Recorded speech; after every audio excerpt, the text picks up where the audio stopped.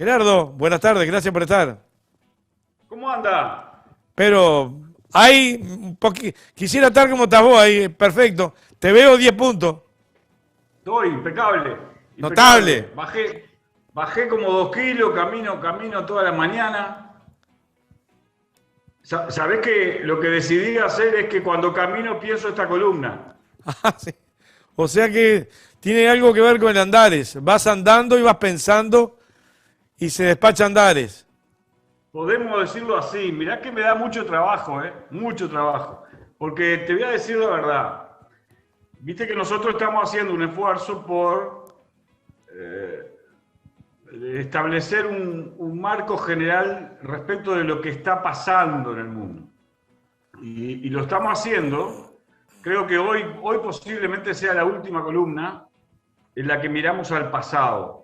Ah, Lo estamos haciendo porque los cambios que se vienen son tectónicos, de una enorme intensidad y con efectos de sociedad enormes. Y entonces, bueno, hay que saber dónde está parado uno, ¿no? Entonces, a mí me importaba mucho hoy terminar la reflexión sobre qué es China y qué significa que China esté ahí. Porque, ¿sabés que hay un fenómeno que está teniendo lugar? Y es que con la consolidación de China como un actor de primer nivel, de primera importancia geopolítica, económica, cultural, más allá de las diferencias de la cultura china con Occidente, que establecen algunos allí, algunos largos puentes, pero China cada vez tiene mayor significación mundial. Y entonces obviamente hay que entender que es China, pero al mismo tiempo está reemergiendo, y vos lo ves en las redes, como lo ve todo el mundo, el anticomunismo. Y el anticomunismo, ¿sabes? El anticomunismo, ¿cómo te puedo decir? Es como una patología que termina siendo autodestructiva para las sociedades. Porque así como el antifeminismo, el antiliberalismo, el anti en este, sí mismo ya es una mala cosa. sí, pero en particular estas tres que te vengo a decir, ¿no? El antiliberalismo, que es una tontería, porque uno puede ser muy crítico de la deriva que han tenido algunas democracias occidentales que se han convertido en plutocracias, es decir, Estado-nación gobernados por la riqueza, por poderosas corporaciones que tienen una capacidad de lobby, una capacidad de influencia monumental. Al punto que vamos a terminar esta columna refiriendo a un problema grave que está teniendo Occidente, que es que los partidos políticos tienen cada vez menos capacidad de gestión del Estado Nacional. No es que hayan perdido los gobiernos capacidad de mando, porque ningún capitalismo, ninguna corporación capitalista se desarrolla si no tiene una industria militar, ¿no? Impone reglas de juego. Así que la política gubernamental sigue siendo determinante, pero los partidos están en crisis. Los sistemas de partidos están en crisis porque la influencia en la toma de decisiones de las corporaciones económicas que se produjeron a partir del neoliberalismo, que en suma no es más que gobiernen las empresas. Eso es el neoliberalismo, que gobiernen las empresas. Y chao, y se verá qué pasa después, ¿no? Y bueno, el resultado naturalmente es un proceso de concentración y descentralización del capital y de la riqueza que tiene enormes consecuencias. Pero volvamos a este tema de China. Y para empezar a China, que vamos a cerrarlo bastante rápidamente, pero quiero decir algunas cosas, tenemos que ir a la revolución bolchevique. Y voy a ser muy severo, ¿sabes? En un par de apreciaciones, porque veo que hay mucha gente que tiene temor de que como a China le está yendo muy bien en el proceso de democratización de las relaciones sociales, entonces en otros países de Occidente los partidos comunistas quieran repetir el modelo chino, lo cual naturalmente sería un absurdo absolutamente antimarxista y antidialéctico, porque justamente las revoluciones del principio del siglo XX cambiaron el mundo. Y como cambiaron el mundo, la teoría de la transformación de la sociedad, de la democratización de las relaciones sociales, tiene que variar y además va a ser infinitamente múltiple, diversa, original, y no va a tener lugar. Fíjate lo que te digo. Y con esto vamos a empezar en la próxima columna. no va a tener lugar tanto en el Estado-Nación como en la sociedad civil. Cuando recién hablábamos de la crisis de los partidos políticos, esto tiene mucho que ver con que la sociedad civil global, o por lo menos regional, es más importante que los Estados-Nación. En este momento de la historia, en que la economía mundial está tan interconectada y en que las sociedades están cada vez más interconectadas. Entonces, lógicamente, si los partidos políticos al acceder al gobierno del Estado Nacional miran solo políticas contemplando el Estado Nacional y no están tomando en consideración que el mundo de las empresas, de las asociaciones, de las sociedades civiles, de la producción cultural, se desarrolla ya por encima, y ni que hablar de la tecnología, ¿no? Por encima del Estado Nacional. Entonces ahí hay un conflicto que vamos a analizar mucho en el futuro. Pero hoy me interesaba, al principio, señalar qué es China, de dónde viene China. Porque este anticomunismo, desgraciadamente, no es solo de algunos grupos de privilegio que obviamente escuchan la palabra democratizar las relaciones sociales y se ponen nerviosos. También hay en la izquierda esto. Y eso es grave. Es grave porque en el imaginario colectivo, en la forma en que existencial, emocional, si querés, que aparece el tema comunismo, hay dos componentes.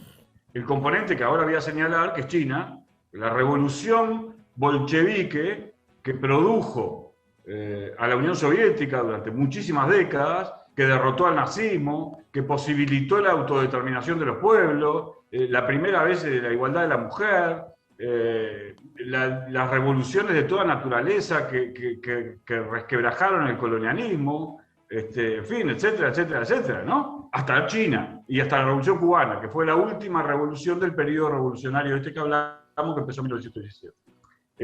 Entonces, claro, como efectivamente hubo un momento de esa experiencia de democracia directa, que es lo que sustancialmente representa la idea, la teoría de la revolución de Marx, Engels, Lenin y otros, ¿qué representa esa democracia directa? Hay un momento revolucionario en que hay un cambio de clases en el gobierno.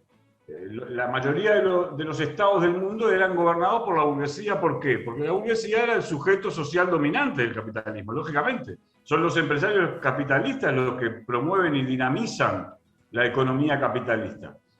O eran, porque esto va a empezar a cambiar. Pero lo eran. Entonces tenían una enorme capacidad de influir en las decisiones de los partidos políticos que gobernaban en casi todo Occidente, en democracias que no eran plenas, ¿no? No hay que olvidarse que eran censitarias, que las mujeres no votaban, todo eso fue el resultado de las luchas. Que no había... La lucha es durísima de los trabajadores, ¿no? Para conquistar la democracia. Entonces hay mucha gente en la izquierda que tiene miedo que como el modelo chino está siendo exitoso y hay una continuidad en esa tradición Marx, Engels, Lenin, Deng Xiaoping, entonces dicen, bueno, las izquierdas del resto del mundo van a querer copiar ese modelo, lo que te reitero sería absurdo. Pero una cosa es admitir que como hubo un periodo estalinista, que era una cosa horrible, ¿no? La verdad, porque era una cosa policíaco-burocrática que anuló a la sociedad civil justamente, porque toda la decisión la tomaba una burocracia estatal, y como era desafiada todo el tiempo, había un componente policíaco autoritario horrible en el periodo estalinista. Pero una cosa es señalar eso, subrayarlo, admitirlo y tratar de explicar por qué ocurrió, porque no tiene nada que ver con la teoría de la evolución productivo-cultural de la humanidad elaborada por Marx. Y otra cosa es no reconocer que en la historia objetiva, concreta, en los hechos, los grandes procesos de democratización de las relaciones sociales se dieron según la forma bolchevique de promover esa transformación, que tuvo lugar en 1917, con esa experimentación de la democracia directa, ¿qué era el objetivo? Y sigue siendo el objetivo en China. ¿Cuál era el objetivo? El objetivo era comenzar a experimentar formas de organización del trabajo social que superen la capacidad del capital de tener a su disposición, de disponer de la fuerza física, mental y hasta nerviosa en el capitalismo actual de los trabajadores. Es decir, superar, comenzar la experimentación de formas de organización del trabajo social que superen la explotación por el capital del trabajo asalariado. Y eso es lo que está haciendo China.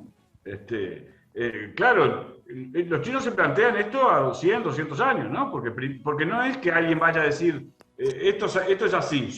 No, ya se demostró, el estalinismo es el resultado de que se pretendió hacer nacer una forma de organización del trabajo social desde la burocracia estatal nacional. Entonces, ¿por qué señalo esto?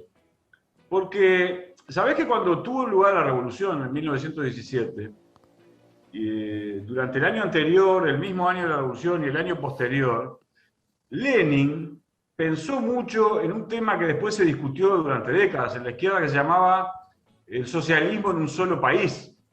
Porque Marx jamás consideró la posibilidad de que el socialismo se experimentara en un solo país. ¿Por qué? Porque tienen que participar los trabajadores del mundo entero en la forma de experimentación de esa sustitución de la forma capitalista de producción por la forma que supere el conflicto entre capital y trabajo asalariado.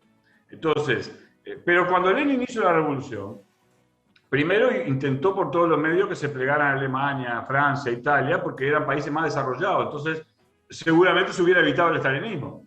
Como dijimos en otra columna anterior, una de las razones por la que ocurrió el estalinismo y algunos procesos un poco autoritarios durante las primeras épocas de la Revolución China, posterior a la Guerra Mundial, a la Segunda Guerra Mundial, eran el resultado que eran países feudales.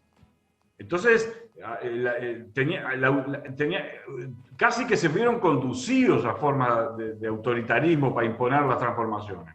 Y vos no te olvides además, y que nadie olvide, porque no hay que olvidar, que hubo intentos imperialistas para derrotar esa experiencia obrera de dirección del proceso de la civilización desde un Estado. Ahora, y por eso es un absurdo hablar de socialismo nacional.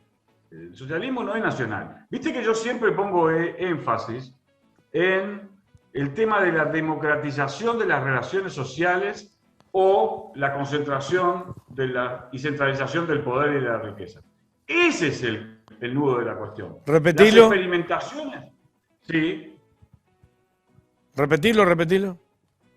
Yo digo, lo he dicho varias veces, lo voy a repetir hasta el cansancio porque para el futuro es muy importante, que la clave del asunto en relación a los gobiernos de los estados, de las comunidades políticas, si son regionales mejor porque tienen mayor capacidad de influencia en el mundo, es o los gobiernos se orientan a la democratización de las relaciones sociales, experimentan, buscan, crean educación pública de calidad, salud pública de calidad, algunas empresas públicas para evitar monopolios privados, que concentren mucho poder, en fin, una serie de experimentaciones que conduzcan a la democratización de las relaciones sociales. O gobernar para facilitar la concentración de la riqueza, que es lo que ha pasado en los últimos 70 años y nos ha arrastrado a esta crisis monumental de las democracias de Occidente. Y las formas son múltiples y dependen de cada lugar, y de las condiciones de cada país, de las riquezas naturales o no, de su lugar geográfico, de su medio ambiente, de sus instituciones políticas. En el Uruguay, que logramos desarrollar una democracia plena, con mucho sacrificio y con mucha gente que dio la vida para eso, y creamos instituciones garantistas. Bueno, lógicamente, hay que avanzar cada vez a una mejor democracia defendiendo esas libertades obtenidas, la libertad de expresión, más allá después hay distintas capacidades de influencia, ¿no? Como sabemos, por ejemplo, en los medios de comunicación, de quien tiene más capacidad de poder y quien tiene menos. Pero las instituciones garantistas de la democracia plena, que son el resultado, entre otras cosas, de que hubo una revolución, porque vamos a recordar, porque vamos a seguir con el tema de la verdad, ¿no? Vamos a recordar qué pasó cuando cayó el muro de Berlín y no se sabía si China iba para dónde iba a ir China y cuál iba a ser la orientación estratégica de China. ¿Qué pasó? Y nació el neoliberalismo, ¿no? Reagan, la Thatcher, la regeneración del macartismo, las instituciones policíacas de los grandes países y de la industria militar, otra vez con el coso anticomunista vulgar y antiliberal. Porque siempre que hay en una sociedad antisemitismo, antiliberalismo, antifeminismo y anticomunismo, termina eso en una forma autoritarista, monopolista. Es decir, concentración del poder monopolista en corporaciones que se ponen en el lugar de los que mandan y mandan mediante mecanismos autoritarios. Siempre ha pasado eso. Y eso nos ha llevado a Occidente, el neoliberalismo, que hay que hablar de neoliberalismo. Hay alguna gente que, ¿sabes? Yo miro a alguna gente, algunos consultores económicos, que parece que apareció hace poco un artículo en la diaria de un muchacho inteligente que explica el liberalismo. Y entonces muchos salieron a aplaudir enseguida, porque no les gusta que se diga neoliberalismo. Bueno, no les gusta porque se enriquecieron personalmente y son egoístas, individualistas. El neoliberalismo fue un autoritarismo del mercado, es decir, de las grandes corporaciones que mediante instrumentos imperialistas habían logrado posiciones dominantes y impusieron su condición a todo el resto del mundo. Entonces, ¿qué no les gusta? ¿Cómo es ese asunto? Y otra cosa bien diferente es lo revolucionario de la tradición republicana garantista, donde estaba Rousseau, Montesquieu y Garibaldi, y cientos de miles de individuos e intelectuales que se jugaron por hacer una democracia garantista en la Europa de posguerra, por ejemplo. Pero tampoco hay que olvidar que eso ocurrió porque estaba la Unión Soviética, que representaba una experimentación que obligaba a una competencia por la calidad de las instituciones políticas, y que cuando cayó la Unión Soviética no se sabía para dónde iba China estratégicamente, entramos en una catástrofe de la democracia y en un nivel de desigualdad espantoso. Entonces, las dos cosas hay que señalar cuando se analiza con seriedad este asunto. Porque, lo voy a decir con mucha claridad, el debate sobre las formas mediante las cuales se promueve la democratización de las relaciones sociales es siempre plural y saludable. Porque efectivamente hay enorme cantidad de formas para experimentar esos procesos de transformación de la sociedad en la orientación de democratizar las relaciones sociales. Pero el único experiencia real que ha mostrado que es irreversible en cuanto a producir fenómenos de democratización radical de las relaciones sociales fue la bolchevique, liderada por Vladimir Ilich Lenin en 1917, y que después de su muerte entró en un periodo de crisis y decadencia, por razones que más o menos ya analizamos, era países muy atrasados, pero que retoma Deng Xiaoping. Y es una experiencia práctica, que está ahí.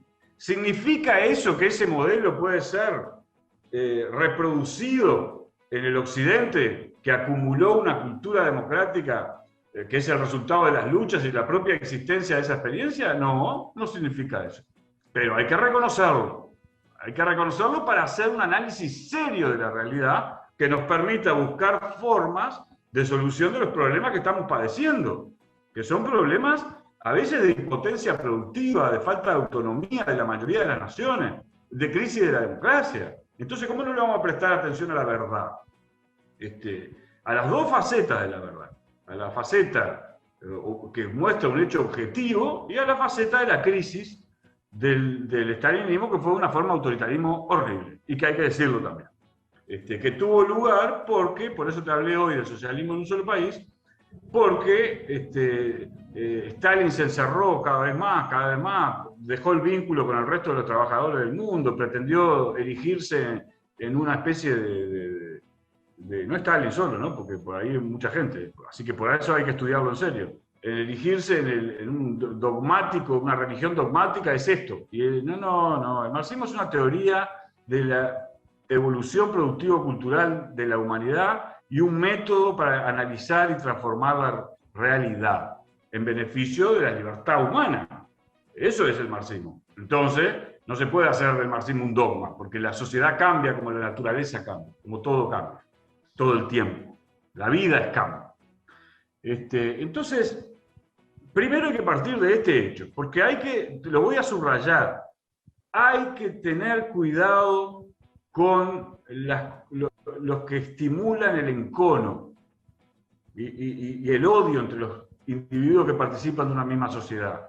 La convivencia democrática es un acumulado cultural de los últimos 200 años que tenemos que cuidar, lo cual no significa negar que hay lucha de clases. Hay lucha de clases, hay lucha de intereses, porque los individuos tienen distintas disposiciones, capacidades, aptitudes para participar del mundo de la vida. No se van a resolver los conflictos negándolos. No, los conflictos hay que estudiarlos y hay que superarlos. Y hacia eso puede conducirse la humanidad. Pero déjame decirte una cosa que voy a subrayar porque me tiene realmente muy preocupado. Ya empezamos a salir del pasado y a meternos un poco en el futuro. ¿Sabés qué? Me tiene muy preocupado la crisis de los partidos políticos. ¿A lo internacional? A nivel global, la crisis de los partidos políticos. Si vos observás con atención, y yo lo hago porque es mi trabajo, ¿no? Ahora, como periodista, como consultor, yo dedico todos los días por lo menos un par de horas a analizar la realidad global, las tendencias principales, los fenómenos económicos, los fenómenos institucionales y los fenómenos políticos, cómo van evolucionando. Y me está llamando mucho la atención que no hay partidos políticos en el mundo que estén dirigiendo al proceso de desarrollo y a la política. Fíjate que por eso mismo están teniendo una enorme importancia tres instituciones que son instituciones, sobre todo de la civilización occidental, muy pero muy influyentes, que son la Iglesia Católica, la masonería y el marxismo orgánico. Yo le llamo marxismo orgánico. ¿Qué es eso?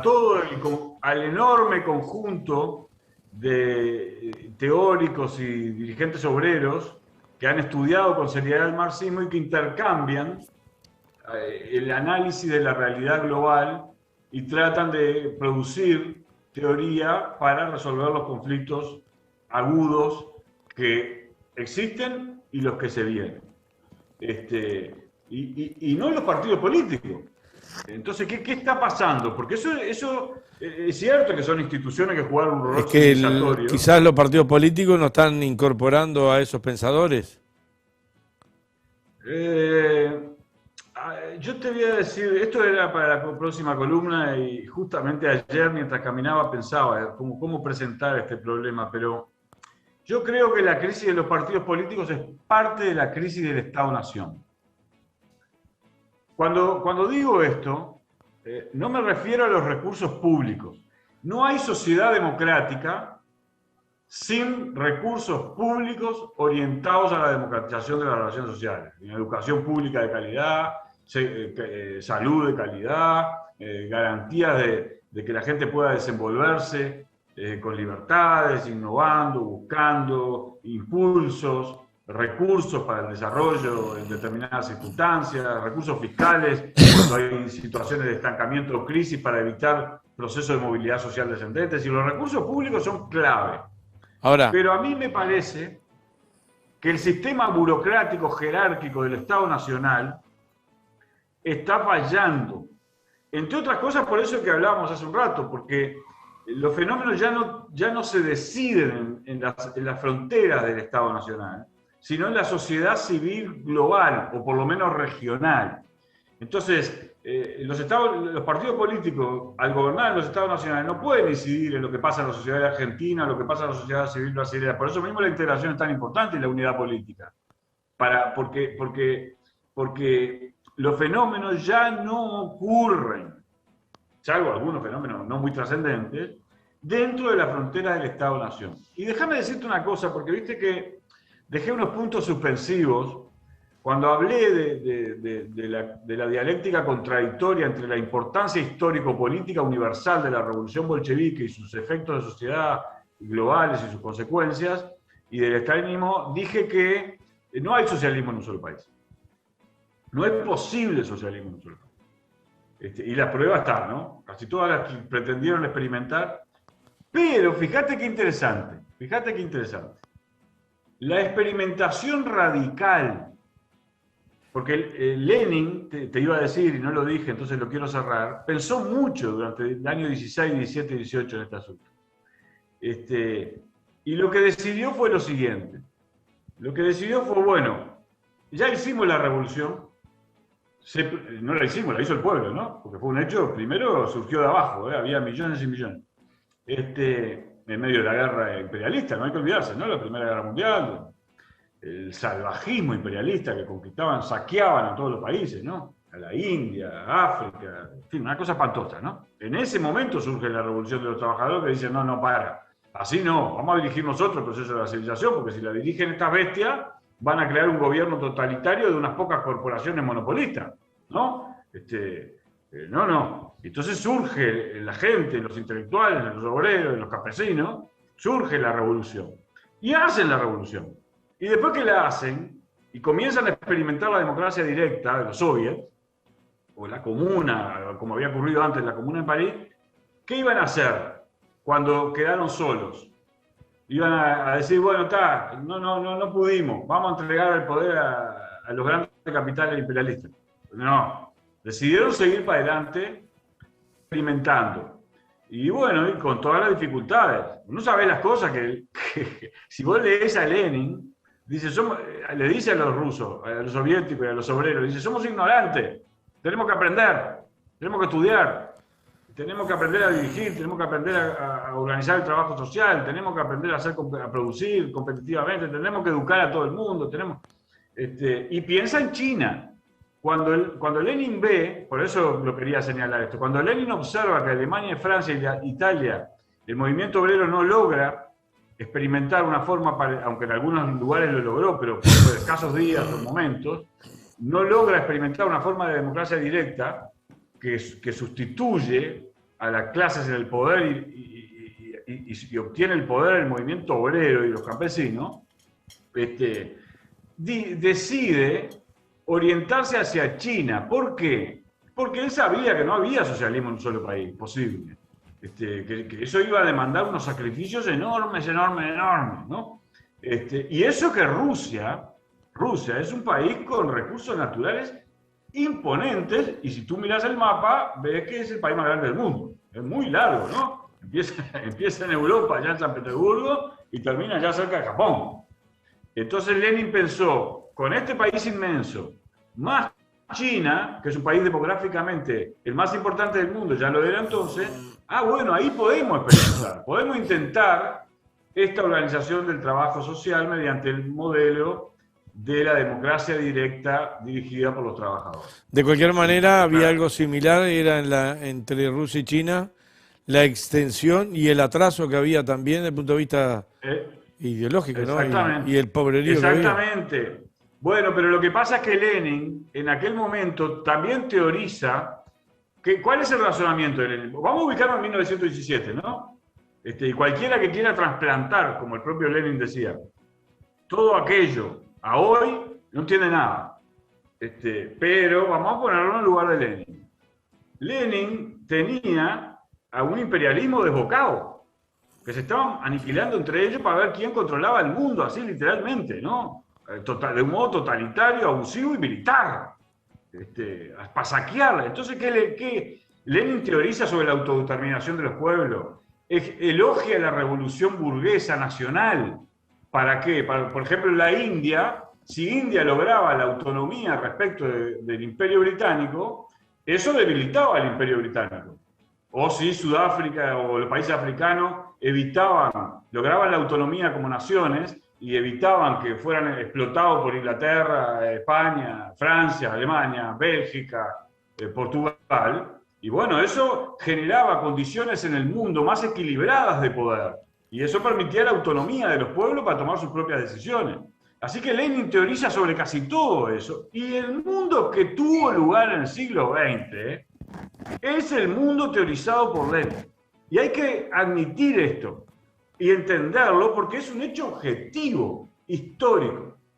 Eso, el propio Lenin se reiría mucho si alguien lee sus libros y como un manual dice hay que decir lo que decía Lenin. No. Lenin se levanta de la tumba o del mausoleo y les dice, no, muchachos, estudien la realidad objetiva según las condiciones objetivas y no sean nabos, como diría Pepe. Miren la evolución tecnológica, los niveles de democratización que se alcanzaron, las garantías institucionales que en algunos lugares se alcanzaron. Ahora, sigan planteándose formas de organización del trabajo social orientadas a la democratización de las relaciones sociales para superar la división de la sociedad en clases, aunque les lleve 200 años. Ese es el horizonte estratégico. Después, en el plano de la lucha política, además, las clases, vos y yo sabemos, porque claro, estamos en permanente contacto por las redes con infinidad de fenómenos, las clases sociales han cambiado mucho, ¿no? Las estructuras burocráticas de los estados nacionales han cambiado mucho.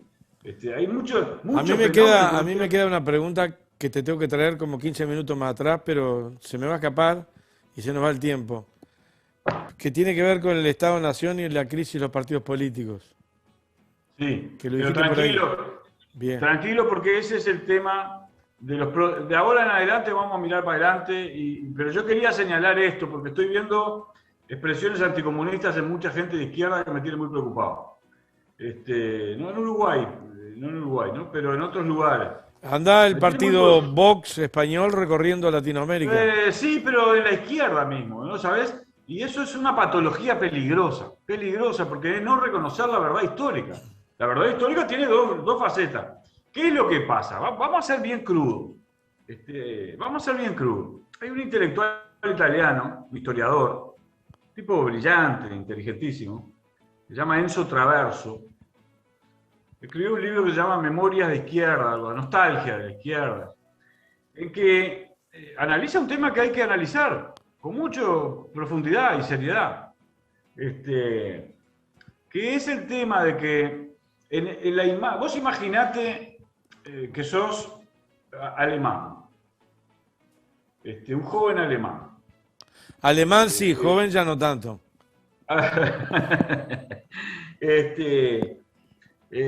O que tu idea del comunismo, porque en algunos de esos países que se organizaron según esa cosa burocrático, dogmática y policíaca, autoritaria, gobernaban partidos comunistas. Ellos hablaban en nombre del comunismo, que no tenía nada que ver con el comunismo, pero hablaban en nombre del comunismo.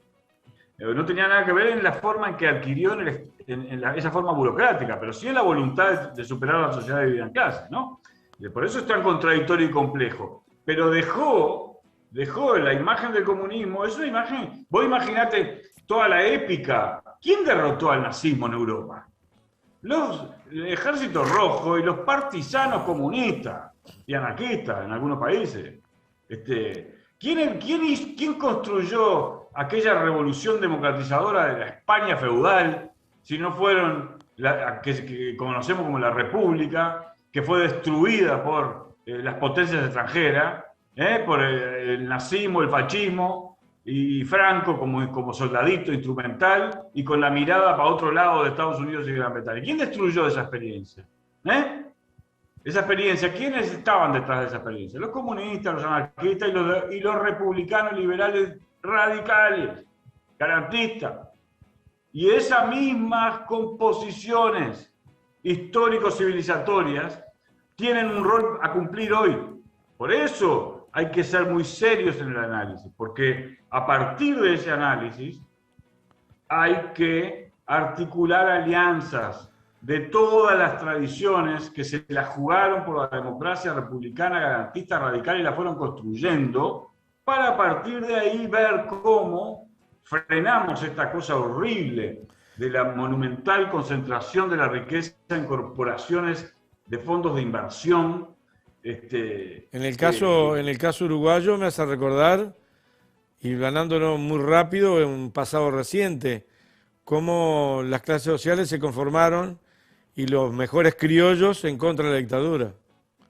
Absolutamente, por ejemplo. Y bueno, y ahora hay que estar atentos. ¿Pero por qué hay que estar atentos? Ahora vuelvo y respondo a tu pregunta y comenzamos a terminar. ¿Por qué hay que estar atentos? Porque los cambios que se vienen son tan grandes. La debilidad del Estado Nacional frente a la sociedad civil y frente a las corporaciones económicas que concentran cada vez más poder, que no son una cosa demoníaca, diabólica, ya que dirige el mundo, no son eso, porque hay muchas corporaciones que compiten entre sí. Entonces, ¿entendés? Pero hay que entender eso también. Pero son muy influyentes, y en particular en aquellos espacios donde tienen interés. Tú dices que los representantes del Estado-Nación actual, llámese sureño, América sureña, el Estado-Nación, sus representados de ese Estado-Nación, los partidos políticos, ¿no están al nivel de la comprensión de estos fenómenos a nivel internacional? Por un lado de la comprensión y por otro lado, a veces, cuando se ponen a actuar solo para satisfacer intereses de lobbies, que no siempre ocurre, pero a veces ocurre, como ocurrió con Macri en Argentina, ¿no? Que es una cosa espantosa. Bueno, cuando ocurre ese tipo de fenómeno, y debilita mucho la capacidad de los sistemas políticos de intervenir para resolver los problemas de la comunidad productiva, humana y política, cultural, que es lo que compone las naciones. ¿Qué es una nación?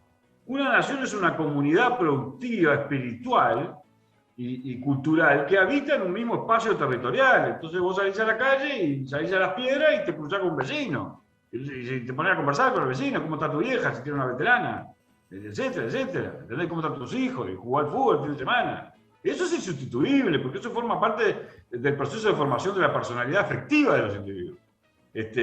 Y bueno, entonces eso genera una nación, porque hay intereses comunes entre los que habitamos en un mismo espacio territorial. Ahora, una cosa es eso, y otra cosa es el Estado nacional jerárquico, clásico, organizado, para poner a competir a un Estado nacional contra todos los demás Estados nacionales. Y eso es lo que está cambiando. Entonces, y está cambiando el sujeto, cambiaron las composiciones de las clases sociales. En los países europeos, si vos observás España en particular, durante un periodo muy prolongado, la clase media tuvo un proceso de movilidad social ascendente en que cada nueva generación vivía mejor que sus antepasados, y entonces eso le fue dando la convicción de que así iba a ser para siempre jamás. Y después eso empezó a implosionar y entraron en crisis. Y hasta que llegan, ¿entendés? Y ahí aparece Vox a explotar ese resentimiento de esas clases sociales, o aparecen los liberales radicales, que proponen que la meritocracia y que cada cual se arregle en el mercado porque sea libre. Libre de usar y de matar a los demás, libre de usar a los demás para enriquecerse él usando los instrumentos obtenidos antes o por grupos de privilegio y de poder que ponen mucho dinero detrás de estos charlatanes, que también son autoritarios por eso mismo, porque quieren el gobierno de los ricos radicales. Porque si la cuestión de la dialéctica entre la libertad, la igualdad, la fraternidad es una cosa compleja, que requiere de la sociedad, porque nadie vive si no es en sociedad. No habría lenguaje, como ya dijimos una vez, si no fuéramos seres sociales. Entonces te vas a meter tu libertad abstracta en el basurero de tu egoísmo. También eso tiene que ver con algo similar todas esas porquerías. Algo similar de lo que dijiste en España pasó en Uruguay. Ahora, recientemente. Pudo haber pasado, pero de Uruguay estoy evitando hablar por ahora, porque primero me interesa analizar los fenómenos en su complejidad. Entonces yo te propongo, en la próxima columna, enfocarnos en este problema que vos por algo planteaste, porque hay que pensarlo mucho y no te vayas a creer que yo tengo toda la respuesta, que es entre este conflicto de la impotencia de los estados nacionales según cómo fueron organizados después de la revolución burguesa, ¿no? Vamos a repetir el concepto, vamos a repetirlo. Tenemos que estudiar con mucho rigor, y en concreto, no cosas abstractas, el tipo de transformaciones que está teniendo lugar en el mundo, cómo está afectando la capacidad de los estados nacionales de tomar decisiones políticas de la comunidad que aseguren el desarrollo sostenible. Tenemos que analizar en profundidad este problema, porque además tiene que ver con el sujeto social de la transformación de la sociedad y de la democracia en el siglo XXI. ¿Cuál es el sujeto de la transformación de la sociedad del siglo XXI en este contexto, en esta realidad objetiva del desarrollo del capitalismo en su estado actual y del desarrollo de la tecnología en su estado actual y del desarrollo de las instituciones políticas en su estado actual y del desarrollo de los conflictos económicos, de intereses y culturales en la sociedad actual. En el marco, todo eso que está diciendo vos, en el marco de un aceleramiento de la destrucción del propio planeta en el cual vivimos. Qué suerte que pusiste ese tema, porque efectivamente... Porque los tiempos están ahí, ¿cómo se hace esto, pero en el marco de que estamos para el 2050, en el 2050 hay un informe de la ONU, en el 2050 5.500 millones de habitantes no tienen para tomar agua. En el marco de eso que decís, porque eso que decís, ¿qué es lo que pone en evidencia? Que la sociedad humana, como sociedad humana, que es lo que ya es porque está interconectada, tiene que empezar a pensar, como dijimos en otras columnas y vamos a repetir muchas veces, en cómo sustituir las lógicas de la competencia que necesitan de determinadas formas de organización de la sociedad por las lógicas de la cooperación, porque en caso contrario ponemos en riesgo la propia existencia de la especie humana, nada menos. Para seguir pensando y seguir caminando, decir el trille de donde andás y la gente te acompaña y piensa contigo. No, vos sabés que estoy agarrando para cualquier lado buscando subida, porque si no, ¿no? ¿Viste? De caminarcito, no. Yo le doy fuerte, hay momentos que me camino por el cordón en general, por esa zona que le llaman el Sojo, así, Requena, Chaná, Guaná, Charrúa. Y cuando está muy lindo y no hay demasiada gente por la Rambla, de Montevideo, a la altura del Parque Hotel. Bien. Bueno. Si nos cruzamos... No, yo hago 3 veces por semana acá recuperación y le estoy fallando a la caminata. Ya hace 2 años y pico. Sí, pero estoy en el marco de todo este concepto de pensar y de aportar, y para esto hay que laburar todos los días 2 horas. Si habrá que laburar y leer. Pero viene, y después te voy a llamar porque tiene que ver con después te llamo. Dale. ¿Nos vemos? Mañana tengo mucho... mañana grabo. El viernes, en un rato ahora te llamo, te tengo que llamar. Dale, un abrazo grande. Chau. Nos vemos. Amigos, pequeña tanda y ya volvemos.